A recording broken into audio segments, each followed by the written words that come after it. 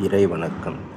அழுத்தம் என்னும் உந்தாற்றல் ஒன்றை கொண்டே அணுமுதலாய் அண்ட கோடி அனைத்தும் ஆகி வழுத்தும் ஓர் அறிவு முதல் ஐந்தும் மாறும் வகை வகையாய் உயிரினங்கள் தோற்றுவித்து முழு திறனுடன் காத்து முழு முதல் பொருளே நம் அறிவாயாற்றும் பழுத்த நிலை வரும் வரையில் நீ நான் என்போம் பதமடைந்தோம் ஒன்றானோம் பரமானந்தம் பதமடைந்தோம் ஒன்றானோம் பரமானந்தம்.